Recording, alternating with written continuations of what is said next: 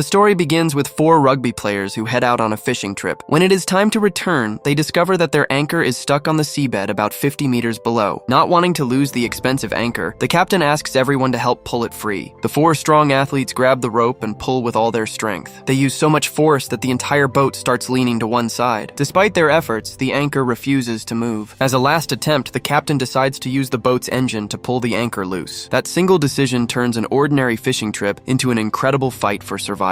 On Saturday, February 28, 2009, at 5 a.m., the 4 rugby players arrive at the marina. Their plan is to enjoy a relaxing weekend fishing trip. The group consists of Nick Schuyler, Will Bleakley, Corey Smith, and Marquis Cooper. Their love of rugby has made them as close as brothers. None of them realizes that this ordinary weekend is about to change their lives forever. For Will, this is his very first trip out at sea, and he is filled with excitement. He asks whether the ocean will be rough. Marquis replies that the water may be a little rough because he wants to reach their fishing spot before a storm arrives. The mention of a storm immediately makes Will nervous. He asks what the weather forecast says. Marquis honestly tells him that a large storm is expected, but he has carefully planned the timing. He explains that they will finish fishing around noon and return before evening. According to his plan, the worst weather will not arrive until late at night. Will feels a little more relaxed after hearing the explanation, but he still has a bad feeling. Corey takes out a waterproof bag and asks everyone to place their phones inside. He explains that seawater can damage their phones, and once they are farther offshore, there will be no signal anyway. Will agrees, but also asks whether the boat has a working radio. Marquis jokes, 2 straws and a long rope. Everyone laughs. Then he smiles and confirms that the boat does have a radio. Feeling slightly embarrassed, Will admits that he may be worrying too much. Even so, he cannot shake his uneasy feeling. At 6:30 a.m., the boat heads into deeper waters. The ocean looks calm and beautiful. At the same time, weather stations on land are warning about powerful cold winds and a major storm. Meteorologists describe it as a strong upper-level weather disturbance. After watching the weather report, Nick's mother quickly calls him. His phone rings briefly before going to voicemail because it is sealed inside the waterproof bag. She leaves a message saying she has seen the forecast and wants to make sure he knows about the approaching storm. Her voice is filled with concern, but the message is never heard. Music plays as the group reaches their first fishing spot. They cast their lines into the water. Nick is the first to catch a large fish. Proud of his catch, he happily shows it to everyone. Marquis proudly says the location is called Cooper's Hole and claims it never disappoints. Nick laughs and says the name sounds a little strange. Meanwhile, Will notices a shiny ring on Corey's finger. It is the championship ring he earned after winning the 2002 Super Bowl with the Tampa Bay Buccaneers. It represents the greatest achievement of his career. After spending some time there, Marquis decides to move to even deeper waters. The boat speeds across the ocean once again. Suddenly, Nick's face turns pale. The rough waves upset his stomach and he becomes seasick. He leans over the side of the boat trying to feel better, but nothing helps. Will suggests that he lie down and rest. Nick weakly admits that he should have taken seasickness medicine that morning. Earlier, he had joked that only weak people needed it. Now he realizes his mistake, but it is too late. Around 9:00 a.m., they finally arrive at Marquis's favorite fishing spot. The engine is turned off and they prepare to drop the anchor. Marquis reminds everyone to keep the rope tight while lowering it slowly. He explains that they lost an anchor on a previous trip because they were careless. By 1 p.m., the sky begins to grow dark. A storm is rapidly moving toward them. The group decides to head back immediately. Corey starts pulling up the anchor, but it refuses to move. He uses all his strength, yet the rope stays tight. The anchor is firmly stuck. Marquis joins him. Soon, all 4 men are pulling together. Even with their combined strength, the anchor remains trapped between the rocks. The sky grows darker and flashes of lightning appear in the distance. Running out of time, Marquis decides to use the boat's engine. The engine starts and the boat slowly moves forward. The rope stretches even tighter. He warns everyone to hold on because the boat could shift suddenly. He gently increases the throttle. The engine roars to life, but the tightly stretched rope pulls the boat backward. The front of the boat rises into the air. The rear sinks deeper into the water. Within moments, the boat tilts at a dangerously steep angle. All 4 men desperately cling to the railing. Everyone's attention was fixed on the tight anchor rope behind the boat. No one noticed the massive danger approaching from the front. A huge wave was rising directly ahead of them. The sky had turned dark, and the wave looked like a towering wall of water. By the time they noticed the change in the light and heard the roaring sound, it was already too late. The giant wave crashed straight into the front of the boat. The impact flipped the boat over in an instant, as if it had been struck by an enormous force. Everything was thrown into chaos. When the 4 men surfaced, they saw that their boat had completely capsized. Their only shelter was the overturned hull floating on the water. They immediately began calling out each other's names to make sure everyone had survived. Marquis told everyone to swim toward the overturned boat. Although upside down, it was still floating and could provide some support. They tried to flip the boat back over, but it would not move. Then Will remembered that the anchor rope was still attached. The heavy anchor was pulling the boat downward. The problem was that they had no knife to cut the rope. Without wasting time, Will dived into the water and used the sharp edge of the propeller to slice through the rope. Even after cutting it free, the situation situation barely improved. The boat remained upside down. After drifting in the ocean for nearly 30 minutes, Marky came up with another idea. He suggested tying the cut rope to one side of the boat so they could all pull together. Maybe they could use the rope to roll the boat back upright. The idea seemed worth trying. The four men worked together, hoping it would succeed. Meanwhile, the storm continued to grow stronger over land. Weather officials warned that it could reach the strength of a Category 2 hurricane. Nick's mother called him once again. This time, she left another voicemail, saying the storm looked extremely dangerous and hoping they were already heading home. The fear in her voice was unmistakable. Sadly, that message would never be heard because their phones were no longer usable at sea. About 5 hours after the boat overturned, the group realized that flipping it back over was nearly impossible. The boat was simply too heavy. Their strength was fading with every attempt. Each failed effort drained the little energy they had left. In the freezing water, conserving energy meant staying alive. Eventually, they accepted that the boat could not be turned over. Now they needed a different survival plan. Marquis took a deep breath and began thinking about what supplies might still be inside the boat. He remembered there was a cooler containing food and bottled water. Will immediately asked about the life jackets. Marquis replied that they were stored on the left side of the cabin. Will volunteered to retrieve them. However, Marquis pointed out a serious risk. Opening the cabin could allow more water inside and cause the boat to sink even faster. It was a difficult choice. Should they keep the boat afloat for as long as possible, or risk everything to get the life jackets? After thinking it through, they realized the boat would eventually sink anyway. Without life jackets, surviving the freezing night would be nearly impossible. Marquis decided to go himself. As the captain, he accepted the responsibility. His heavy clothes made it difficult to dive beneath the surface. He removed his shirt, even though it meant enduring even colder water. Taking a deep breath, he disappeared underwater. This time, he successfully reached the cabin. Feeling around in the dark, he found the cabin handle. Above the surface, the others felt the boat sink slightly lower. For a tense moment, they feared the worst. Then the movement stopped. A few seconds later, Marquis resurfaced holding several life jackets. The others let out a sigh of relief. After catching his breath, he went down again. This time, he brought back 2 more life jackets. Following another short rest, he made a third dive. He returned with the emergency flare gun. That gave everyone a renewed sense of hope. If another ship passed nearby, the flares might attract attention. Marquis also remembered that around 15 bottles of water were still inside the cabin. Recovering them could greatly improve their chances of survival. Corey offered to make the next dive. However, he resurfaced almost immediately. Shaking with fear, he admitted he could not see anything underwater. The freezing water overwhelmed him. He refused to dive again. Just then, they heard the distant sound of a ship's horn. All 4 men instantly came alive with hope. They shouted at the top of their lungs. They waved their arms and fired the flares into the sky. They screamed desperately, hoping someone aboard the ship would notice them, but the vessel kept moving. The sound of its horn slowly faded into the distance. Soon, it disappeared into the darkness and the storm. Their hopeful voices gradually fell silent. The excitement was replaced by heartbreaking disappointment. A moment later, Nick remembered that his phone was inside his bag. If he could somehow retrieve it, there was a chance he could make an emergency call. That thought gave the group a small spark of hope once again. Nick said he needed a little time to warm up before making the dive. Meanwhile, Will tried to lift everyone's spirits by cracking a joke. Will tried to lighten the mood by asking Corey, could this day possibly get any worse? Then he joked that it was still better than Detroit's 0-16 football season. Despite their exhaustion, everyone managed a small laugh. Corey replied that this was the first time he had ever wished he were back in Detroit. Meanwhile, on land, Paula and Nick's mother were talking on the phone. Both of them were deeply worried because they couldn't reach any of the men. Finally, they decided to contact the police. Gathering the last of his strength, Nick dived into the ocean and retrieved the waterproof bag. The others were thrilled. They quickly took out their phones and tried to make a call. Unfortunately, there was no signal. Frustrated and desperate, Nick shouted in anger. He couldn't believe that even an emergency call wasn't possible. The reality was harsh. Their phones were completely useless in the middle of the open ocean. The device they depended on every day had become nothing more than a powerless object. Marquis calmly told everyone to switch their phones off. He explained that searching for a signal would only drain the battery. If they found coverage later, they would still have enough power to make a call. Meanwhile, the police received a missing persons report. At the marina, officers found a pickup truck with an empty boat trailer. They suspected the group was stranded somewhere at sea. The Coast Guard was immediately notified. A search and rescue mission was launched. However, the 4 men floating in the ocean had no idea that help was already on the way. As night grew darker, Marquis's condition began to worsen. His body shook uncontrollably. His teeth chattered so hard that he struggled to speak. The freezing water was rapidly draining his body heat. Nick tried to encourage him. He explained that feeling cold was actually a positive sign because it meant the body was still fighting to survive. The real danger would come if he stopped feeling cold altogether. That would mean his body temperature had fallen to a dangerously low level. To keep their spirits alive, the group repeated the motivational chant they used during rugby training. Those familiar words became a source of determination. A short time later, Corey noticed that the rain had finally stopped. Nick quietly wondered if their luck was beginning to change. But moments later, they heard a deep rumbling sound in the distance. It didn't sound like thunder, it was something else. The strange noise kept getting getting louder. All four men listened carefully. It sounded as if something enormous was moving across the water toward them. Within moments, the source of the sound was upon them. A massive wave suddenly surged toward them like a moving wall of water. The impact was devastating. All four men were thrown away from the overturned boat in different directions. The world spun around them. Water rushed over them from every side. The only sounds they could hear were muffled cries beneath the waves. Scattered across the dark ocean, each man fought to stay afloat. They desperately searched for one another. At the same time, they searched for the overturned boat, which remained their only chance of survival. Suddenly, Will shouted that he had spotted it. Nick swam toward his voice with every bit of strength he had left. The search lasted only a few minutes, but it felt like an eternity. Eventually, all four men managed to reach the overturned boat and regroup. Just then, Will cried out in pain. Something had sliced his leg open. Blood immediately began flowing into the water. At that very moment, another enormous wave slammed into them. Meanwhile, Coast Guard Officer Krause was investigating the situation. Although no official distress signal had been received, he noticed a vehicle parked at the harbor with an empty boat trailer attached. It was the only vehicle left in the parking area. No emergency beacon or SOS signal had been detected. Krause quickly assessed the situation. The powerful storm had been moving across the area since noon. He knew that anyone trapped in the cold ocean would have only a limited time to survive. Without delay, he ordered an emergency alert. All communication frequencies were instructed to monitor for distress calls, especially on Channel 16. A full search and rescue operation was put into motion. Even so, the severe weather made nighttime rescue efforts extremely difficult. Every passing minute reduced the stranded men's chances of survival. Out at sea, the conditions continued to grow worse. Massive waves repeatedly slammed into the overturned boat. Each impact threw the men back into the freezing water. Again and again, they struggled to swim back to the boat. With every crashing wave, they lost more strength. Returning to the boat became harder each time. Suddenly, someone shouted, "There's something huge beneath us!" Panic spread through the group. The dark ocean made it feel as if a giant creature was lurking below. Marquise responded in a weak, trembling voice. Nick kept calling his name, trying to keep him focused. Marquis quietly said that he felt something strange happening inside his body. It felt as though he was slowly losing control. His strength was fading away little by little. Nick refused to accept what he was hearing. He firmly told Marquis not to give up. He reminded everyone that they had to keep fighting. But Marquis, speaking very softly, said that if he was meant to die there, perhaps it was simply his destiny. He said the sea had always brought him peace. Earlier that morning, he had even described it as feeling like home. Now he wondered if this was where he truly belonged. His voice became weaker with every word. His eyes slowly lost focus. Then a faint smile appeared on his face. He quietly whispered that he could see his daughter. To him, she seemed to be smiling and reaching out to hug him. Nick instantly realized something was terribly wrong. He shouted that his daughter wasn't there. He grabbed Marquis and tried to bring him back to reality. But Marquis looked confused and lost. His mind was no longer seeing the real world. Instead, it was creating comforting visions during his weakest moments. Nick kept shouting that what he was seeing was only an illusion. One of the others nervously asked what was happening. Nick answered with a heavy heart. He said it was hypothermia. Marquis's body temperature had fallen to a dangerously low level. His body was beginning to shut down. The cold was affecting his brain, causing him to hallucinate. Nick quickly said that Marquis needed warmth. The only heat available was their own body heat. He told everyone to stay close together and surround him. It was their only chance to keep him alive. The four men gathered tightly around Marquis. Standing together in the freezing water, they shared every bit of warmth they had left, but their own body heat was disappearing just as quickly. There was only so much they could do. The night seemed endless. The storm showed no signs of stopping. Their hope of survival slowly faded with every passing hour. Marquis was the first to reach a critical condition. Deep down, everyone understood that if nothing changed soon, none of them would survive much longer. In the freezing darkness, they held on to one another with all the strength they had left. They continued fighting against the relentless power of nature. They had no idea whether they would live to see sunrise. They also didn't know whether rescuers would ever find them. Meanwhile, back on land, Paula left another voicemail for Nick. She said she was becoming increasingly worried. She mentioned that Marquis's truck was still the only vehicle left in the marina parking lot. She tried to convince herself that maybe the four friends had gone somewhere after returning, and their phones had simply died. Nick's mother continued waiting anxiously for any news. At the same time, Marquis's wife, Rebecca, was also trying to reach him. Neither woman had heard anything. Rebecca explained that Marquis had mentioned he might return late. Even so, it felt strange that no one could contact him. She tried to stay optimistic, reminding herself that all four men were strong and capable. After ending the call, the two women comforted each other. Still, their fear continued to grow. Out at sea, Marquis's condition became even worse. Will tried his best to keep him awake. For a short time, Marquis seemed calmer. Then he began speaking incoherently. His words no longer made sense. Without warning, he started struggling violently. Despite being extremely weak, he suddenly displayed incredible strength. The other three had to hold him back. He screamed for them to let him go. His empty stare showed that he could no longer tell reality from imagination. Whatever he was seeing in his mind felt completely real to him. The friends trying to help him now seemed like enemies. Meanwhile, the Coast Guard received another important report. Rebecca had informed them that her husband, Marquis, and 3 friends had gone fishing that morning and had never returned. After hearing the details, Officer Kraus learned that Marquis and Corey were former professional football players. Even 4 exceptionally strong men were no match for the freezing ocean and violent storm. They were believed to be nearly 110 kilometers offshore. Night had already fallen, and there was no way to contact them. Kraus explained that hypothermia was one of the deadliest dangers at sea. He noted that people with lower body fat could lose body heat even faster. As body temperature falls below 35 degrees Celsius, the nerves begin to slow down. The muscles gradually stop working properly. The brain becomes confused. Hallucinations and irrational behavior soon follow. Eventually, the body can no longer continue. Realizing how serious the situation had become, Kraus officially declared it a distress emergency. Fixed-wing rescue aircraft and Black Hawk helicopters were immediately deployed. Investigators requested GPS information from Rebecca to help identify the group's likely fishing location. Within minutes, rescue aircraft headed toward the dark and stormy ocean. Back at sea, rain began falling once again. Nick suddenly realized that the rain could help them survive. He shouted to Marquis and told him to open his mouth and drink the rainwater. At that moment, Nick noticed that Corey's heart was beating incredibly fast. It felt as though it might burst from his chest. Nick explained that this was another symptom of hypothermia. When the body becomes dangerously cold, the heart beats faster in an effort to keep blood circulating. Even so, the effect is limited. Nick admitted that his own heart was pounding the same way. Someone nervously asked if that meant they were going to die. Nick answered firmly that no one was giving up. High above them, rescue aircraft continued searching. The pilot reported over the radio that nothing could be seen. Visibility was almost zero. Heavy rain and massive waves made the search extremely difficult. Trying to find them in those conditions was like searching for a tiny object in complete darkness. Every minute that passed reduced their chances of survival. The men stranded in the ocean had no idea that aircraft were flying overhead. All they could feel was darkness, freezing water, and fear. Marquis was barely conscious. His breathing had become weak. Corey's mental condition was also beginning to collapse. Will's injured leg had been exposed to salt water for hours. The wound was likely becoming worse. Only Nick was still trying to keep everyone focused. Even he could feel his strength slipping away. His body was nearing its limit. The only thing keeping him going was his determination. He remembered his father's words. "We never give up." He repeated those words to himself again and again. He knew he had to stay awake. If he closed his eyes, he feared he might never open them again. Meanwhile, Paula arrived at Rebecca's house. Rebecca was overwhelmed with fear. She insisted that the Coast Guard needed to expand the search. She remembered that Marquis had saved the coordinates of his favorite fishing spots in a GPS device. In her panic, she couldn't find it and began breaking down. Paula comforted her and reminded her to stay strong. After searching for a while, they finally found the GPS. They located the saved fishing coordinates. The information was immediately sent to the Coast Guard. Rescuers marked the location on their maps and redirected their search aircraft. Back at sea, the situation became even more critical. Both Marcus and Corey were in terrible condition. Corey suddenly said that he felt very hot. Will immediately recognized the danger. He explained that it was another symptom of severe hypothermia. The brain was creating false sensations. Moments later, another enormous wave crashed into them. The impact swept Marquis away from the overturned boat. His life jacket slipped off during the chaos. Within seconds, he disappeared beneath the water. Nick screamed his friend's name in complete despair. Will searched desperately, but there was no sign of him. Watching this unfold pushed Corey into panic. He began screaming uncontrollably. Now only 3 men remained. One of them was barely conscious. Losing Marquis was more than losing a friend. It felt as though they had also lost their hope. Just then, they heard the sound of an aircraft overhead. Nick and Will gathered every bit of strength they had left and shouted as loudly as they could. With shaking hands, Nick switched on the flashlight on his phone. The weak beam of light pierced the darkness. He waved it frantically, hoping someone would notice. A crew member aboard the aircraft reported seeing what appeared to be a faint light. Everyone focused on that area. They used binoculars and night vision equipment to investigate. After a closer look, they realized it was only lightning reflecting off the waves. The weather continued to worsen. The aircraft was forced to climb to a safer altitude. Soon the order was given to return to base. Far below, Nick and Will continued shouting into the darkness. Gradually, the sound of the aircraft faded away. Once again, hope appeared for only a brief moment before disappearing. The rescue plane had flown directly over them, but the storm had hidden them from view. Officer Kraus later called Rebecca with difficult news. He explained that the search had been suspended because of the dangerous weather. The operation would resume once conditions improved. After ending the call, Rebecca shared the news with Paula. The 2 women tried to comfort each other. They hoped the men had somehow found safety and were still alive. Even so, Rebecca admitted she could not shake the terrible feeling in her heart. Morning finally arrived. Only Nick and Will could now be seen clinging to the overturned boat. Corey had also disappeared. Nick repeatedly called out his name. His voice had become hoarse. No answer came back. At last, Will quietly said what they both already knew. Marquis and Corey were gone. Nick struggled to accept the painful truth. Only the day before, the 4 friends had set out laughing together. Now only 2 remained, drifting across the endless ocean. Will spoke through tears. He said that Marquis and Corey had both been stronger than he was. Yet even they could not overcome the sea. He wondered how much longer they could survive. Nick explained that their low body fat had caused them to lose heat more quickly. He added that even their wet clothes were providing a small amount of insulation. He urged Will to put on anything he could find. Will refused. He didn't want to enter the freezing water again. Just then, Nick noticed a dark shape moving beneath the surface. Both men immediately panicked and climbed higher onto the overturned boat. Will's injured leg was still bleeding. Nick tried to reassure him. He explained that sharks usually searched for fish and were not necessarily attracted to them. Even so, the fear remained. Will quietly asked Nick whether he believed in God. When people believe death may be near, they often begin thinking about faith, the soul, and what comes after life. Nick answered honestly that he didn't know the answers. All he knew was that they had to keep fighting to survive. Will asked Nick if he had become an atheist. Nick replied angrily that he was simply facing reality. He wondered what he could ask from a god after watching his friends die. Will gently told him not to be angry. He urged Nick not to lose faith. Nick answered in an exhausted voice that he hadn't given up on anything. The two men were coping with the tragedy in different ways. Will searched for comfort through faith. Nick relied on determination and stubbornness to keep going. Despite their different beliefs, they both faced the same unforgiving ocean. The sea remained cold, relentless, and indifferent. Meanwhile, activity increased at the Coast Guard base. Captain Krause ordered that the families be informed immediately. He didn't want them learning the news through television reports. An officer asked whether the mission should now be changed from a rescue operation to a recovery mission. That would mean searching only for bodies. Captain Krause firmly refused. He said there was still hope. Daylight would improve visibility and increase their chances of finding the missing men alive. He also ordered a larger rescue vessel to join the search. The ship's siren echoed across the harbor. The crew quickly assembled for their briefing. They were instructed to search for a small, overturned boat near St. Petersburg. 4 people were believed to be missing at sea. The captain reminded everyone that electronic equipment could become unreliable during severe weather. He told the crew to rely on their own eyes because careful observation could make all the difference. Out on the water, the ocean remained freezing, deep, and unforgiving. Nick and Will were completely at its mercy. The sun slowly began to rise. Even so, the cold remained unbearable. Nick could barely feel his fingers. His lips trembled constantly. Every breath became more difficult than the last. Will was also growing weaker. Both men understood that without rescue, they could not survive much longer. Still, they looked at each other for strength. Simply knowing they were not alone helped them keep fighting. They had no idea whether anyone was searching for them. The only thing they knew was that they were still alive. As long as they could breathe, they refused to surrender. Meanwhile, on land, Nick's mother, Marcia, learned that the Coast Guard had launched a search and rescue mission. Instead of feeling relieved, she became overwhelmed with emotion. Back at sea, another massive wave suddenly crashed into them. Both men were pulled beneath the water. They fought desperately to reach the surface again. Nick suggested tying themselves to the overturned boat. Will worried that it was too dangerous. If the boat sank, they would sink with it. Nick replied that they could drown either way. At least if they stayed connected to the boat, they would not be separated by the waves. After a brief hesitation, Will agreed. He tied himself to the boat. Now, no matter how powerful the waves became, they would remain together. At the Coast Guard base, Marcia questioned one of the officers. She asked why some news reports were describing the mission as a recovery operation. The officer explained that more than 200 people were involved in the search. A patrol vessel was also taking part. However, rescue crews could not risk additional lives by flying in extremely dangerous weather. He assured her that the storm was expected to weaken within an hour. Once conditions improved, the aerial search would continue. Fear filled Marcia's eyes. She quietly asked whether he truly believed her son was still alive. The officer encouraged her to keep hope alive. He promised that every possible effort would be made. Marcia nodded silently. Hope was all she had left. Back at sea, Nick and Will were repeatedly thrown into the water by crashing waves. Each time they struggled back onto the overturned boat. They were exhausted, but they were still alive. Suddenly, they heard the sound of an aircraft. Both men waved their arms with all the strength they had left. Will confidently said that the plane would surely spot them, but the aircraft continued flying. It slowly disappeared into the distance. The two men watched it leave in silence. It was now broad daylight. Their bright life jackets should have been easy to notice, yet no one saw them. Once again, hope appeared only to fade away. After a long silence, Nick quietly said they had already spent many hours in the freezing water. Will asked how long the Coast Guard would continue searching. Nick admitted he didn't know. Will suggested searching the boat for food while there was still daylight. Nick agreed. He considered diving down himself. Instead, Will volunteered. Taking a deep breath, he slipped beneath the surface. He searched through the flooded cabin by feel. After a tense moment, he resurfaced carrying a plastic bag. Inside were a few packets of mustard-flavored food. Will smiled weakly and joked that he never liked the taste, but hunger left them with no choice. The two men quickly ate what they had found. A short time later, Will pointed toward the horizon. He asked Nick if he could see what looked like land. Nick stared into the distance. He also noticed a dark shape on the horizon. Both of them saw the same thing. Nick tried checking his phone. His frozen fingers barely worked. Will switched on his phone instead. The screen still displayed no signal. Nick wondered whether they were imagining the distant shoreline. Will shook his head. He said it couldn't be a shared illusion if they both saw the same thing. He added that no aircraft had appeared for hours. Then he made a difficult decision. He said they should should swim toward the distant land now. If they waited until nightfall, they might not survive another freezing night. Nick agreed. The two untied themselves from the overturned boat. Together, they began swimming toward the distant shape on the horizon. After swimming for a while, Will suddenly realized something was wrong. He shouted that it wasn't land at all. It was only an illusion. His exhausted mind was playing tricks on him. Even worse, when he looked back, he could no longer see the overturned boat. They had drifted away while chasing the false hope on the horizon. Both men began shouting each other's names. They swam aimlessly through the water, desperately searching for the boat. After a tense search, Nick finally found the overturned boat and grabbed hold of it. He immediately began calling for Will. A short time later, Will also reached the boat. The two men were reunited once again. Meanwhile, Captain Krause continued directing the rescue operation from the Coast Guard base. Despite the massive search effort, nothing had been found. Search crews reported covering more than 66 nautical miles. They planned to continue searching until nightfall. Still, there was no sign of the missing men. By now, they had been stranded at sea for nearly 30 hours. Back in the ocean, Nick noticed that Will had become unusually quiet. He asked whether he was all right. Will replied weakly that he had been thinking. He wondered why the overturned boat had not sunk yet. Then he quietly asked what people would say at his funeral if he died. He even questioned whether his body would ever be recovered. The freezing cold had begun affecting his mind. Will started talking about the woman he loved. He said he should have married her and bought her the engagement ring she deserved. He imagined that if they had been married, she would never have allowed him to go on this trip. Instead, they would have been planning a future together. Speaking with great difficulty, Will asked Nick to tell his parents something if he didn't survive. He struggled to finish his sentences. Again and again, he repeated the same request. Nick refused. He told Will that he would deliver that message himself because he was going to survive.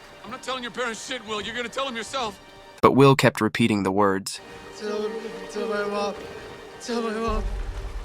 Tell my mom. A few moments later, he quietly said that he felt warm. He claimed he was no longer cold. Nick immediately recognized the danger. Feeling warm during severe hypothermia is often a sign that the body is shutting down. Death could be very close. Without realizing what he was doing, Will began removing his clothes. Nick desperately tried to stop him. He shouted for Will to leave them on. Just then, another enormous wave struck. Will was swept into the water. Nick grabbed the safety rope and pulled him back with all the strength he had left. By the time he reached him, Will had lost consciousness. Then another massive wave crashed over them. This time, Will's body was carried away into the dark ocean. Nick screamed his friend's name over and over. Only the sound of the waves answered him. Will was gone. Marquis was gone. Corey was gone. The four friends who had started the trip together were now gone, leaving only Nick. Alone in the endless ocean, Nick cried out toward the sky. He released every ounce of pain, anger, and despair inside him. He couldn't understand why he had survived, while the others had not. Then he remembered his father's words. Never be one of the ones who gives up. At that moment, Nick no longer knew what he was fighting for. His closest friends were gone. He was alone. Rescue seemed impossible, yet he was still alive. He was still breathing. As long as he had life, he decided to keep fighting. He owed that much to his friends. He wanted to survive so he could tell the world what they had endured. He wanted their families to know how courageously they had fought until the very end. Holding tightly to the overturned boat, Nick faced the darkness alone. The long struggle for survival continued. Back at the Coast Guard base, an officer spoke to the rescue teams. He said he understood how everyone was feeling. No one wanted to stop searching. Hope was the strongest thing they still had. He asked everyone to keep believing and praying that the missing men would be found alive. After some time, the order was given to end the day's search and have the rescue units return. Many crew members felt defeated. Some quietly said that they wished they had just a little more time. They believed there was still a chance. Meanwhile, Paula called Nick once again. The call went straight to voicemail. She left another message. She said everyone was deeply worried about him. Trying to hide her fear, she joked that he had created enough suspense. But within seconds, her voice broke with emotion. She said she hoped he and the others were safe. She tried to convince herself that they were simply out of signal range. Even so, she feared she might never see him again. Unable to hold back her tears, she ended the call. Marcia walked over and embraced her. She told Paula that she truly believed Nick was still alive. She said she could feel that he was still out there somewhere. Marcia suggested they both speak to him in their hearts. She hoped that wherever he was, he would somehow feel that he wasn't alone. The two women held each other as they cried and prayed for the men lost at sea. Meanwhile, Nick was completely exhausted. He drifted between consciousness and unconsciousness. The endless sound of the waves surrounded him. He shouted into the empty ocean, but no one answered. By then, he had been fighting for his life at sea for more than 22 hours. Nick slowly begins to hallucinate. He hears the laughter of his friends. Memories of their time together play vividly in his mind. Everything feels so real that it seems he could reach out and touch them. But each time he tries, the images disappear. Then Nick makes a heartbreaking decision. He begins untying the rope that has kept him connected to the overturned boat. It is the same rope that helped save his life during the storm. Nick lies back on the overturned boat. Below him is the endless ocean. Above him is the clear blue sky. He closes his eyes. He is no longer fighting. He is no longer calling for help. His 3 friends are gone. He quietly believes it may be time to join them. He hopes his parents will understand. He knows he did everything he could to survive. He truly gave it his all. His breathing becomes slower and calmer. His body finally begins to relax. The warmth of the sun touches his face. The gentle waves rock the boat beneath him. For the first time in hours, everything feels peaceful. The pain seems to fade. The cold no longer feels as intense. Even the loneliness begins to disappear. At that exact moment, a rescue vessel passes nearby. Someone aboard notices the overturned boat.